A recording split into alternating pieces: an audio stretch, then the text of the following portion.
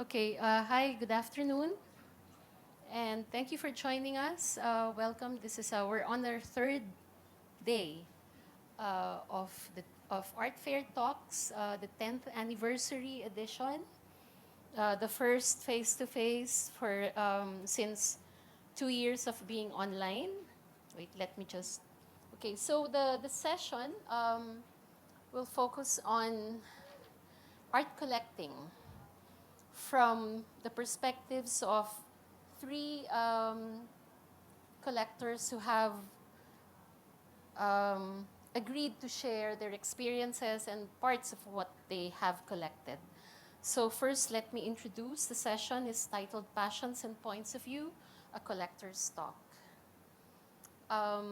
We will be joined by Anton Ramos, who's here with us today, Chair and COO of National Bookstore. He's part of the senior management team of the country's leading purveyor of books, schools, and office supplies. We all grew up with National Bookstore. Laking NBS, no? 20 years ago, while still an active DJ, I didn't know this, he started Music One, then the only large-scale music store in the country. He also produced the Chill Out Project, a radio show on 99.5 RT. We all grew up with RT as well. And also the best-selling electronica series in the Philippines in CD. In 2010, a move into what is now the family home he shares with his wife, Gia, and their twin daughters, led him on the road to another passion. As an art collector for 13 years now, he has assembled an impressive array of contemporary art that features important Filipino and global names. He also founded Art Bar, a retail brand for artist supplies and art books in the hopes of fostering the new generation of creatives. Two other collectors are joining us via Zoom. Can we have their video on now? So, there. Hi, Carmen, and hi, Bryan. Hello, thank you for joining us. Hello. Hi. Hi. So, Carmen Jimenez-Ong is the founder and CEO of Menarco Development Corporation. She received a bachelor's degree in management from the Ateneo de Manila University and pursued higher learning in Japanese business and Southeast Asian economics at Sophia University in Japan. She then pursued art studies at the Art Institute of Florence in Italy. And finally, she completed a series of executive education business courses at the Harvard Business School in the US. She then served as executive director for the GMA Foundation under the guidance of her father, Menarco Development Corporation founder and chairman emeritus Menardo R. Jimenez.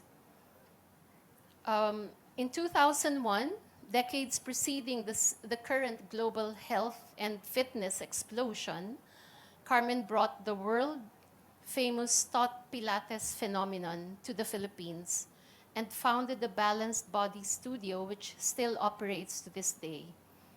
Very Renaissance lady. 13 years later, in 2014, fueled by this burning passion for wellness and health, and after weaning her third child, she finally accepted her father's challenge of constructing Menarco Tower in BGC, the family corporation's first high-rise office that meets only the highest international standards of wellness, safety, and sustainability. We mention this because it is also the home to the Menarco Vertical Museum, which was launched last week. Was it last week? February 11. A week ago, Saturday, no? It is the first of its kind in the country with over 39 of the most thought-provoking pieces of Filipino contemporary art on display for the public to appreciate. This 7-year labor of love was carefully curated in collaboration with Silver Lens Gallery and the Ateneo Art Gallery. I think mainly with Yael. Yeah, then. um, our third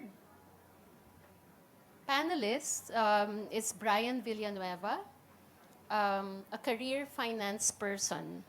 He took up postgraduate studies in Wharton Business School and spent 20 years with Goldman Sachs, UBS, and Standard Chartered Bank in New York, San Francisco, Hong Kong, and Singapore. In 2017, he relocated to Manila with his family for their children to develop roots and spend time with extended family to be more exposed to socioeconomic realities in the Philippines. His collecting journey started sometime in October 2000. I think we would like to hear the story behind that from Bryan himself later. Um, it has something to do with what his wife did with his furnishings. Um, they collect primarily Filipino art and mostly contemporary, with few foreign artworks. And they are close to finishing their private space that will hang the collection, which has been in storage for many years. A passion project and a dream come true. And finally, to moderate the conversation with Bryan, Anton, and Carmen is Sandra Palou, who has been involved in the visual arts since the age of 17. Finished her AB History of Art with electives at the graduate program of museology at Lone Mountain College in San Francisco. She received her MA in museology from Bank Street College in New York. From the late 1970s to the early 1980s, she worked as a curator of the Metropolitan Museum of Manila and under national artist Arturo Luz, and also as assistant director of the Museum of Philippine Art. Many of you probably still remember that wonderful museum. Through her marriage to Paul Schwarzbaum, I hope I got it right, the former chief conservator of the Guggenheim Museum, Sandra has been in close contact with great art for 30 years. So, Thank you. ladies Thank and you for the gentlemen, introduction. we look forward to your conversation. Thank you. Thank you. Most of you won't remember the Museum of Philippine Art because it was closed down before martial law ended in 1986. Anyway, okay, sorry. Anton, I'd like to ask you first, since you're here with us, Sure. could you tell us a bit about how you started collecting? So basically in 2010, when we moved into what is now our family home, I had empty walls and I had to fill these walls. And luckily, I had a good friend. His name is Miguel Rosales. He's an art advisor who took the time to take me around, introduce me to people, and sort of show me how to do things and fill my walls. So that's how I started. And can you tell us in a more detailed way, what is your criteria for collecting? Ah, so I'd like to say my taste in art is still developing. Unlike maybe in music where I have 30 years of sort of experience. Um, so what I buy is completely a reflection of my journey of learning or of discovery in the world of art. So a friend once told me that if I was to take this seriously, I need to do my homework. And what is that? That meant I needed to go to museums. I just needed to go travel and look at all the important museums. Um, what that meant was it was important for me to train my eyes. It was important for me to treat my eyes like it was a muscle that you have to exercise regularly. So I did that as much as I could. And so now if there's an artwork that I'm interested in, I come into a gallery or a fair with hopefully what you call a little bit more experienced eye. That I must say, I'm not an art expert, This is still a journey from me, and I'm just learning as I go along. But so now once I've seen a work that I'm sort of interested in, I I get obsessed about it. I'll research. I'll talk to as many people as I can about this. I'll talk to gallery owners. I'll talk to other collectors. I'll watch all the YouTube videos. I'll read books, all the articles, and I'll find out who are the institutions that have shown this artist's work, who are the other collectors that collect this artist's work. So basically, I just do my research, and from there, that's how I decide what to collect. Well, that's very interesting. You do a lot of homework. Uh, that was the deal when I started. I really needed to put in the time because it's not a hobby that you sort of just get into for the sake of getting into. It's really, I think, a very serious thing. Um, Plus, for the prices of artworks nowadays, it's very difficult to find something in the range that you can afford, but still be of good quality. So I think that's very important. Well, I've noticed that the art market has really gone up, including Philippine art in general. And Anton, also going around and looking at your collection, there seemed to be a musical aspect to the way you collected. Do you think that has to do with your past? Well, because if I had any talent, it was choosing songs. That's my only talent, I think. And uh, I'm sort of, that's how, my journey of learning how to choose what songs I like was over 30 years. I'd have to travel to all the record stores, for example, and listen to songs one by one. I'll have to go to an HMV, a Tower, a Virgin Records. And that at that time, there were no downloads. So you actually physically had to find a CD or a record to be able to play it.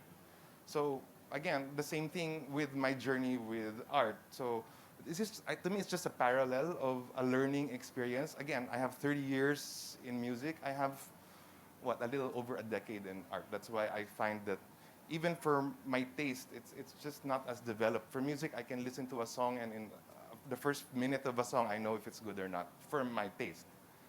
For art, it takes that's why I put in the homework, because it takes a little bit more effort. So I guess I can't take away the fact that my brain process creativity in a musical way. And maybe that's why you found that there was an underlying tone of music in the collection. And I think it's basically because it's mimicking my journey in music. Again, I started buying records when I was 14 years old or 12 years old. So Okay. again, I have a long way to go when it comes to art. So But at the same time, you're showing us that art is also part of who you really are. I mean, it's a it turns out, combination of all. again, when we were younger, I hated going to museums, like most kids, right? But there was one time that my parents took us to MoMA, and I was really affected by seeing one of the blue paintings of Juan Miro. And I ended up buying the print and hanging it in my room for many, many years. In fact, I still have that print. It's in my father-in-law's house, I think, right now. So somehow, I guess art, I was always open to it. I just didn't know that I was seriously going to get into it. And I wanted to ask you, what does your art do for you on a personal level? So my collection for me is about living with art, okay? I'm not at the point yet where I have works in storage. So my experience with art is basically a daily living and seeing it on a day-to-day basis. And what living with art does for me is, I think it gives me a better sense of well-being, self-worth. It has taught me to process my thoughts and my feelings a little bit better. It makes me think, it uplifts me, it soothes me, at least the art that I choose. And for somehow, again, other than music, it was the only thing that triggered something in me for this desire to learn more. And that's very unusual for me. So if I can just say, there's two stories that stand out for me about living with art.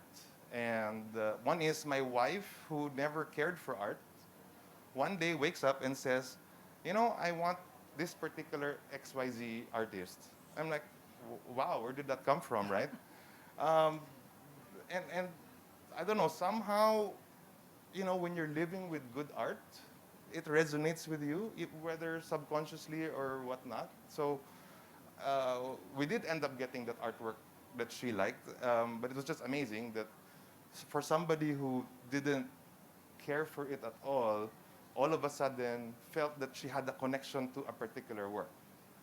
And I guess the second story was at the height of the pandemic, at the darkest days, I'd often sit in my living room and just pop open a beer and sit and just be amidst my works. I'm sure the beer helps, but you know, the just sitting there, Right. I felt helped me cope with the worst of the pandemic. So I guess that's how I feel that art affects me on a personal level. Well, that's very interesting. And you're very wise to make your wife happy. Can you tell that to my husband? Paul, He's always stopping me from buying art. Anyway, thank you, Anton. thank you. We'll go back to you later Sure. because you might have some pointers for other collectors. And Carmen, you being the woman, may I get to you? May I ask you first? How did you start collecting? Sure. Hi, Sandra. Hi, Sandy. Carmen. Sorry. And good afternoon to everybody. And thank you, Art Fair Philippines, for having Bryan and I here to share about our experience collecting art today. It's really a privilege, and thank you for making time for us. You asked when I started. I started very young. Even I think art is life. I love to say that because it truly is. And I think at a very young age, um, I would even simply rip out pages of a magazine, um, or even buy postcards from if we visited a museum. I decorate my notebooks, with collages of just different artwork. So I think that um, the love for art started. I actually don't know when. I think I just was always surrounded by art. And as I mentioned during the Minarco launch, my dad purchased his first painting before I was born. He being an accountant, very left-brained, um, I think that because of that constant exposure, and I think just having a true love for art, uh, ex- being exposed to it very young, I had it in every nook and cranny of my life. So from my notebooks, from to the walls, I stick things on the walls.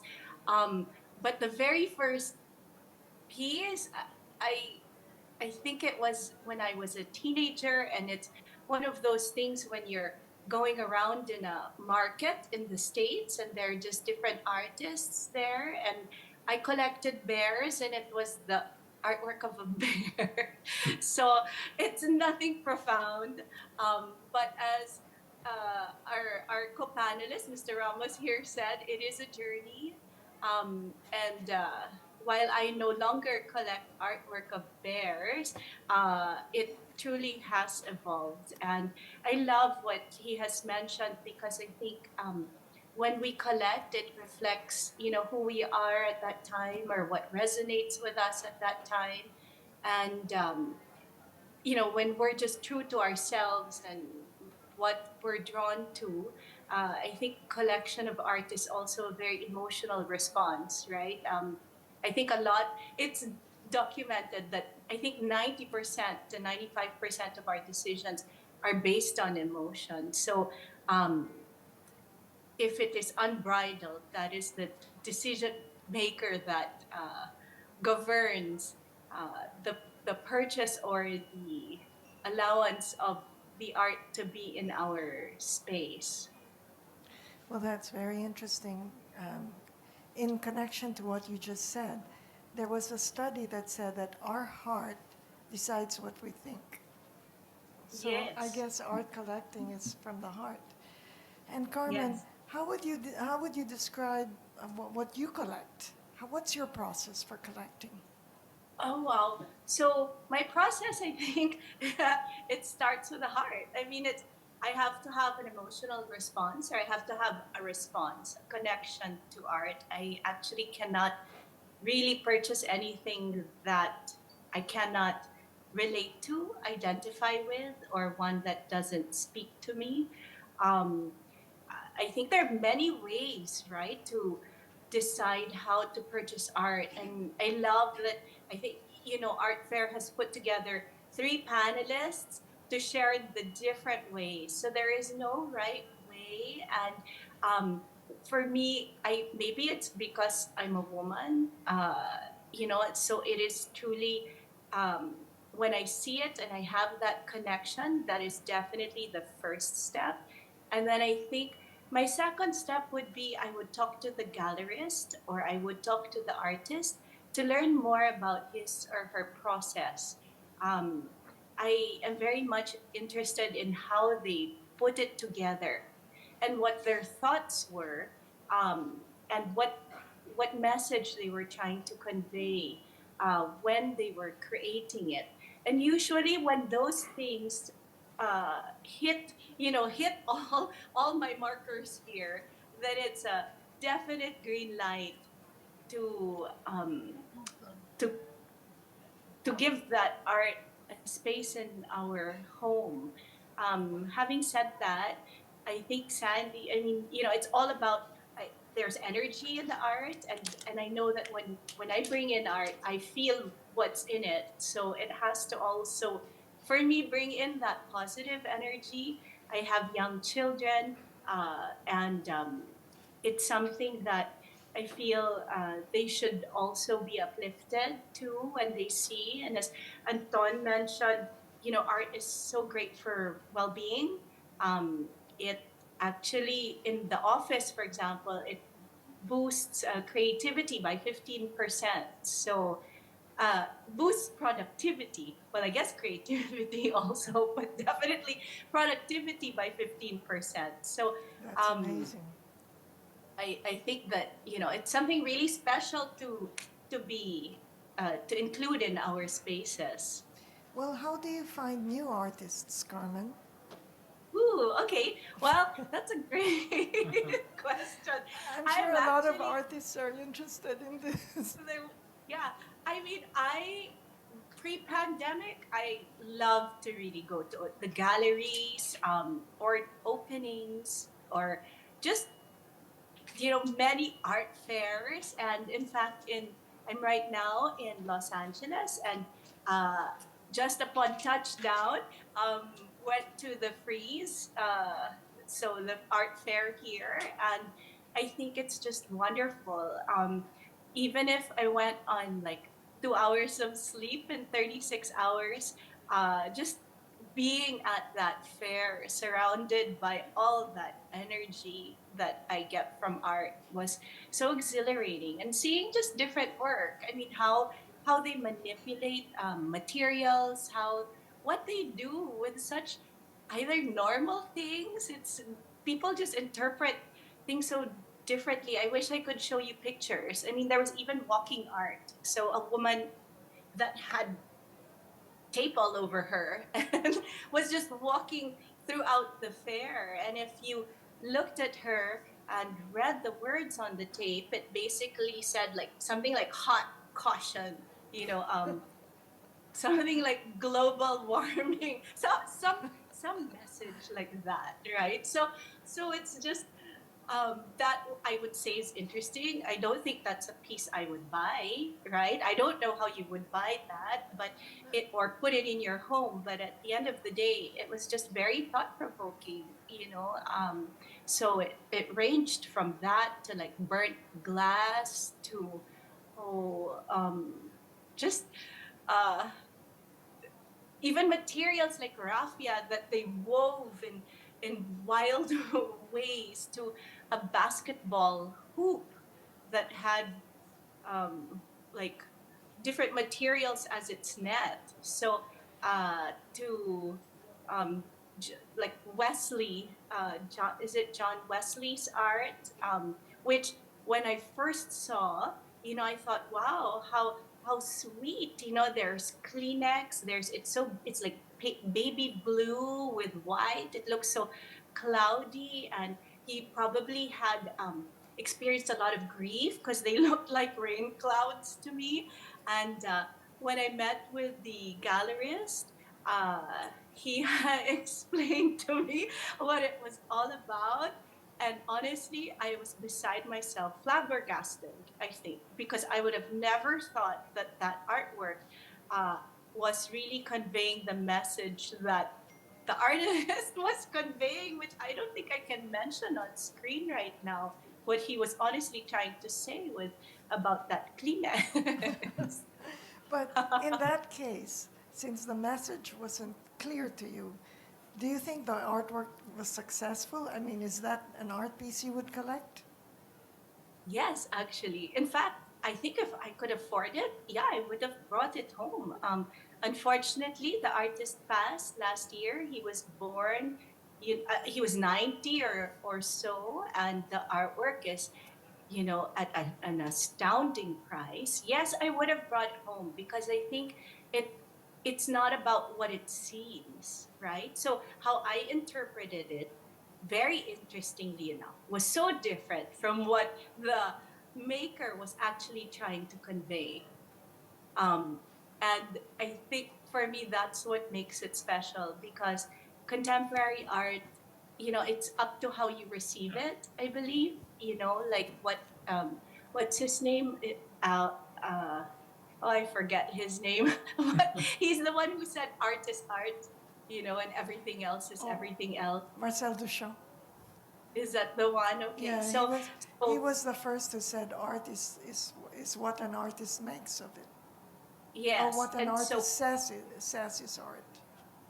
yes, and then part of it is also how you interpret the art, right? So um, I think that's what makes it special. And definitely, yes, the piece resonated with me. Well, But unfortunately, pieces here in the States are at astounding prices. Crazy. Only Brian can afford it. No, I wish I can afford them. well, Picasso said, art is what washes away the dust of everyday life. I think that's beautiful. And let's go to Brian. Thank you, Carmen, for your thoughts. Brian, can you tell us about how you started collecting? Yeah, no, I think during the introduction, someone said it had to do with my wife. So I vividly remember Can you starting share that collecting in story? October 2000. That's actually the month, our first son, Rafael, was born, and the time we relocated from Hong Kong to Singapore. First year into marriage, and I was shocked that when I got home, my wife gave away to the movers all my second-hand IKEA furniture, which I've had since business school. So our apartment was empty, and that started our art collecting journey and our appreciation for art. So very memorable for me. So you had to fill up the space, the given. Yeah, so we had to fill up the space. It's similar to, I guess, Anton, and maybe a bit dissimilar. We had to, hang artwork on our empty walls.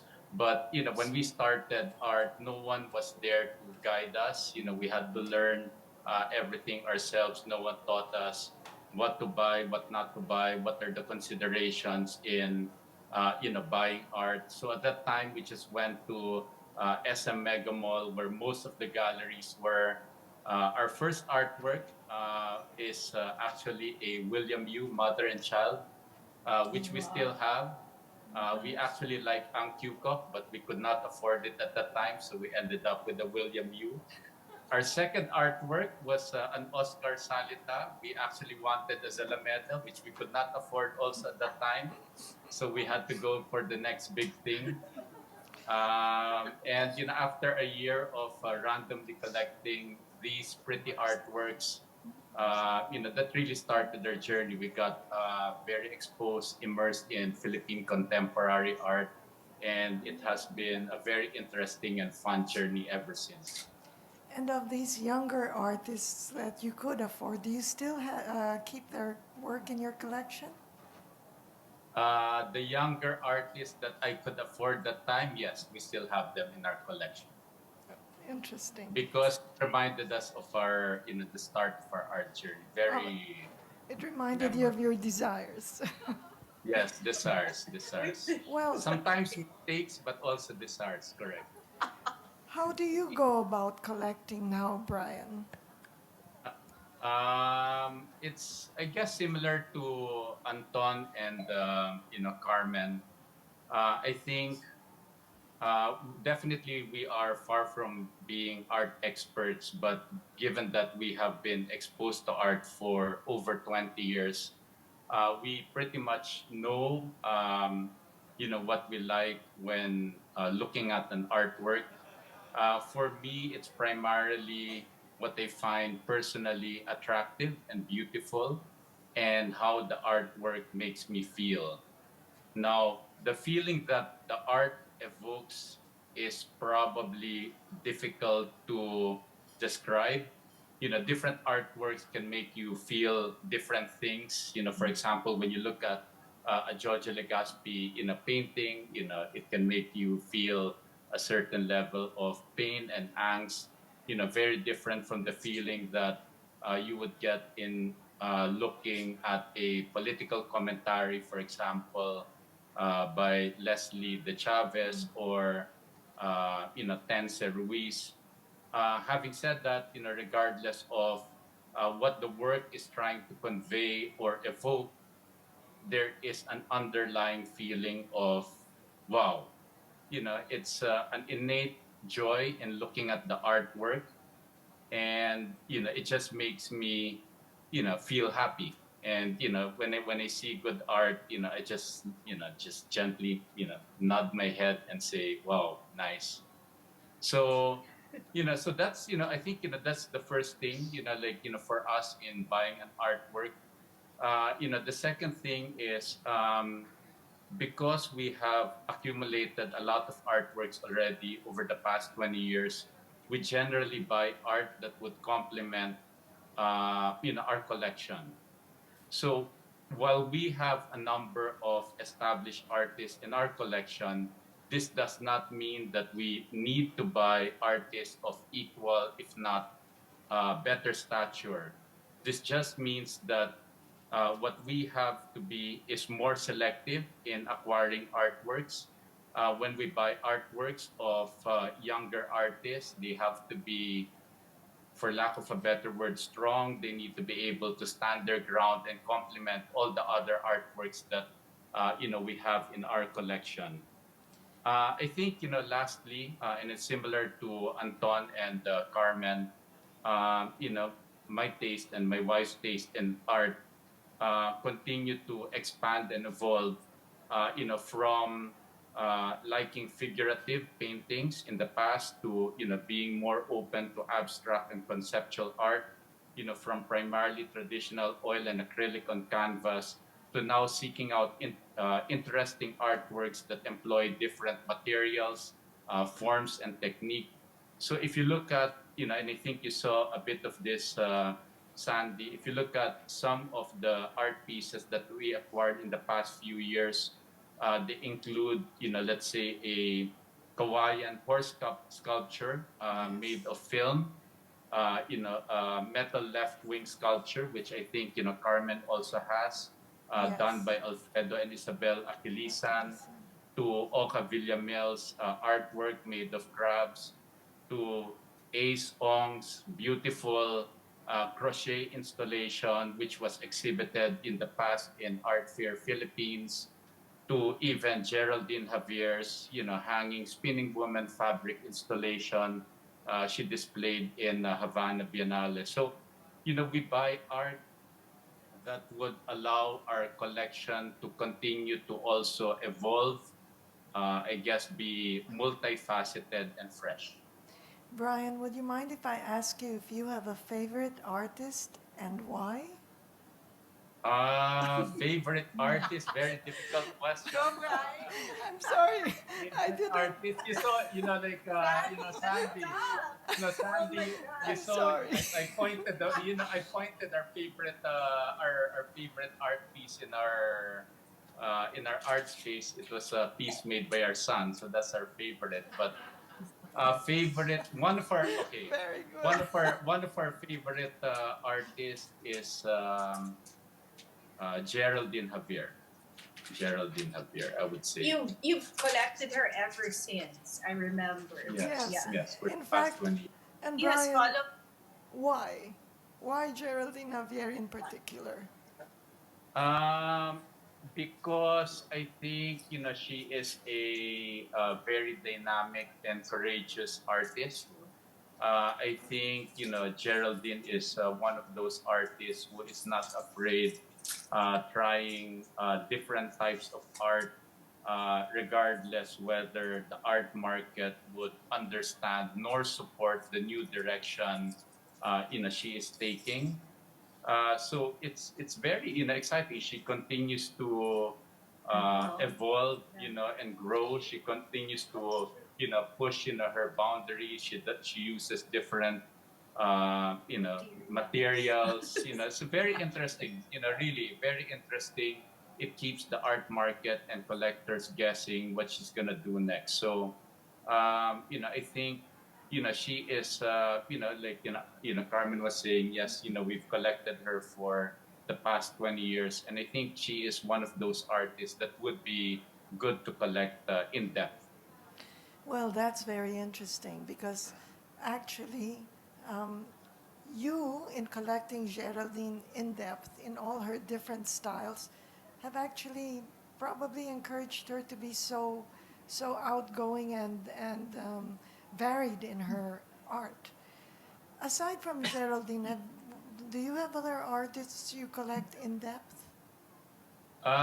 We have started a few, but like I don't know how to say it. Medyo mahal, so have to mahal. Sorry, Santi. Well, yeah, no, you can understand. Yeah, of Paul, course, yeah, I yeah, can. yeah. We all Paul, understand what yeah, mahal Paul. is. It's expensive, so you have to work harder. But yeah, there are a number. There are other artists like Nona or even Leslie De Chavez, who we started, collecting in depth. Again, very interesting artists who dabble in different, medium and materials, installation. So very interesting. It's just, of course, as everyone mentioned already, art collecting is expensive. No, seriously. So, hopefully over time, we'll be able to collect, some of these artists in more depth. Well, Brian, how would you describe the art that appeals to you? You spoke Uh, about how it affects you emotionally and mentally, but in general, what art appeals to you or touches uh, these things? yeah. For me, like maybe I'll try to answer it in another way. The art does not appeal to me. Is art that is very commercial. It's just generally.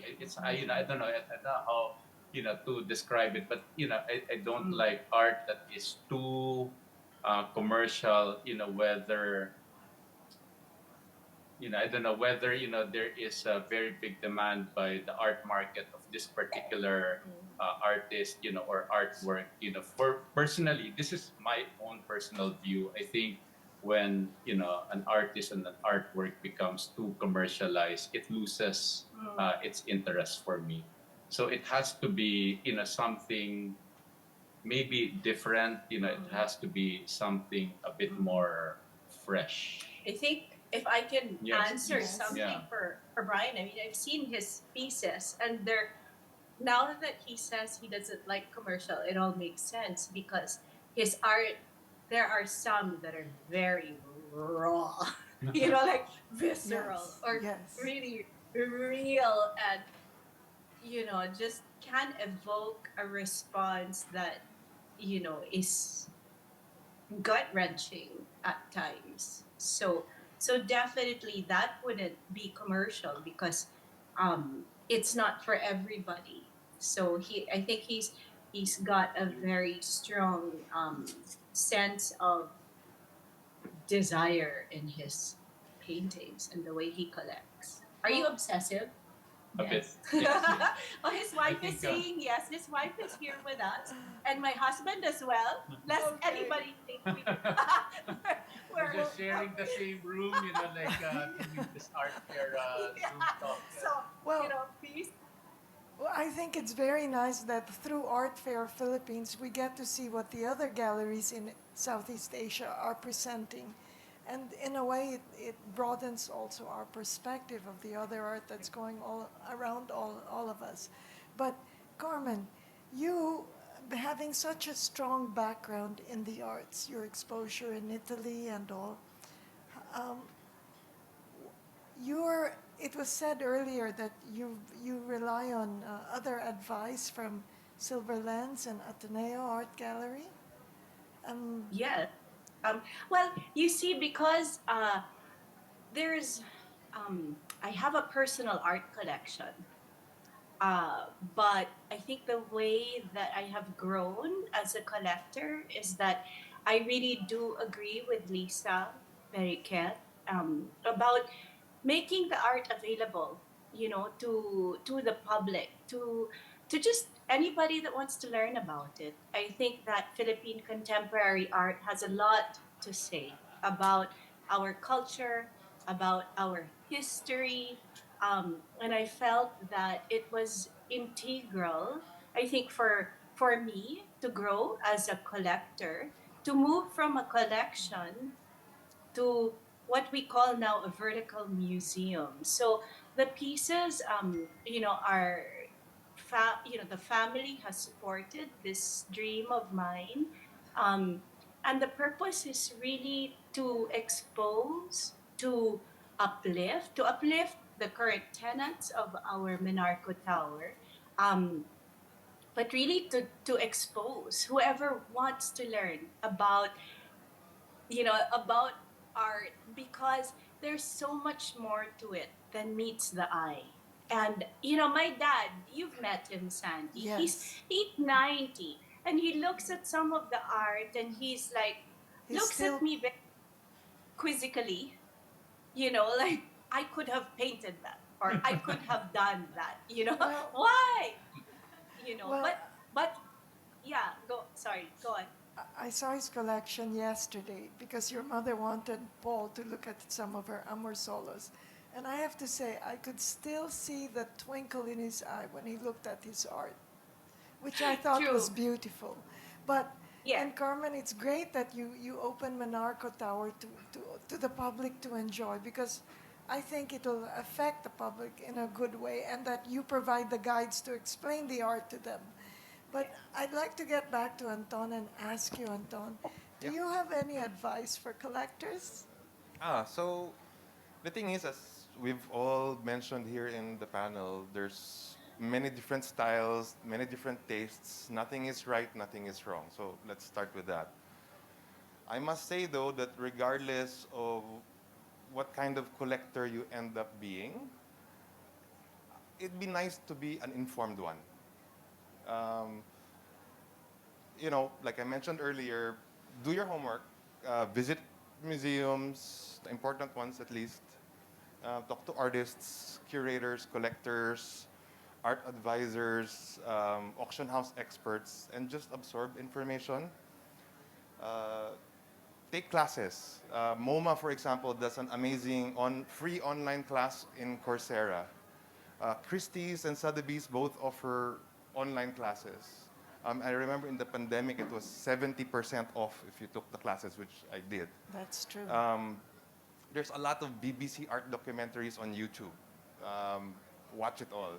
Uh, and lastly, I think this is, I guess, the most important one that I would suggest is open your eyes and cover your ears.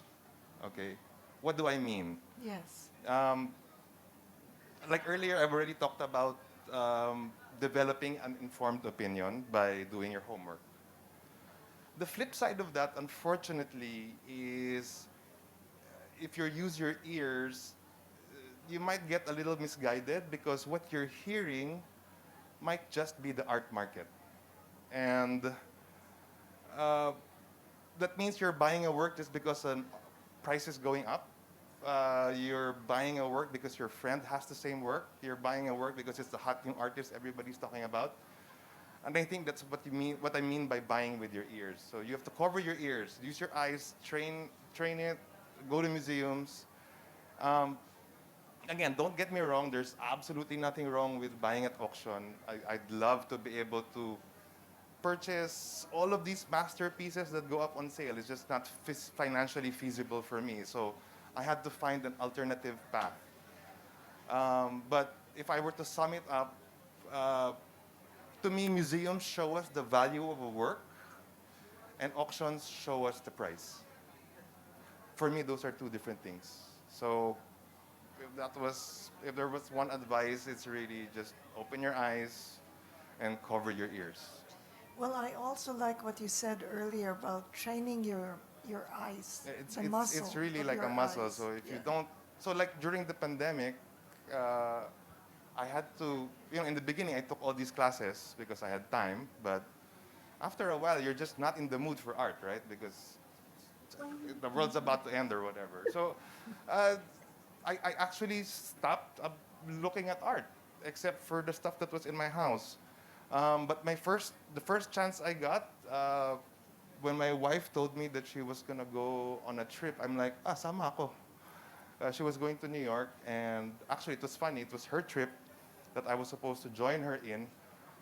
I actually ended up seeing her in New York for just 2 days because our schedules couldn't match. But first day I get there, I did MoMA.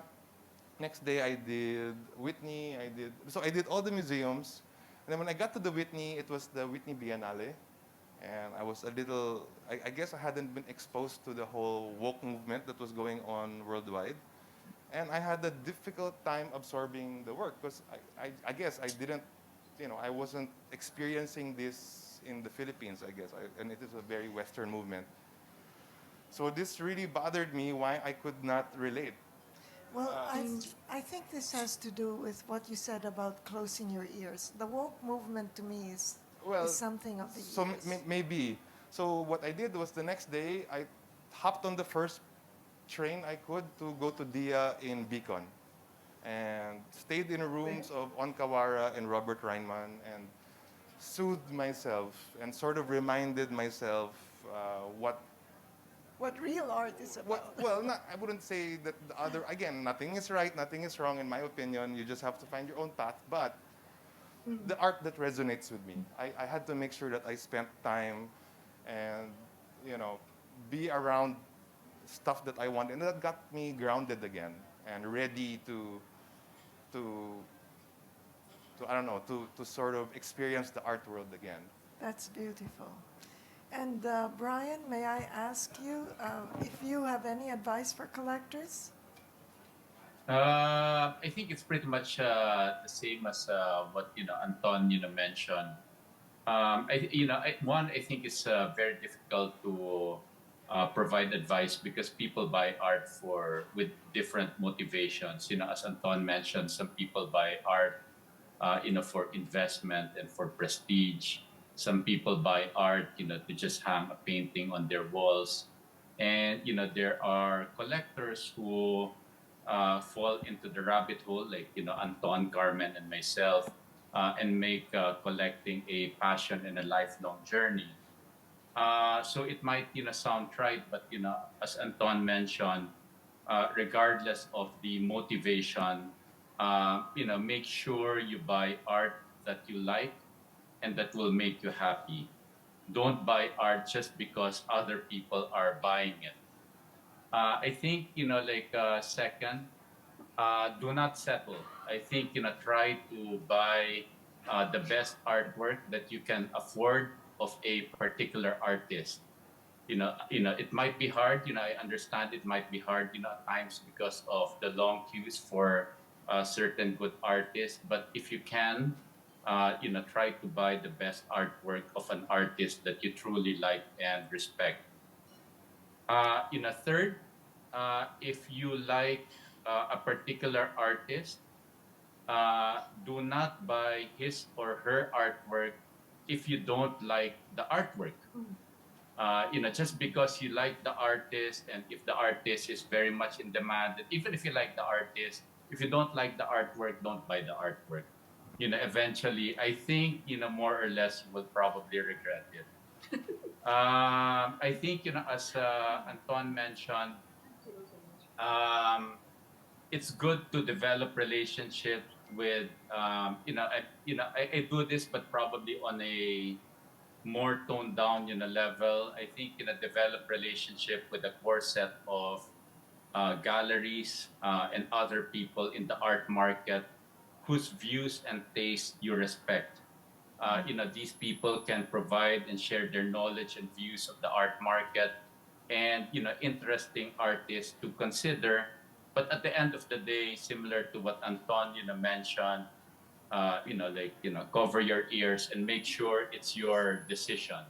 At the end of the day, buy what you really like.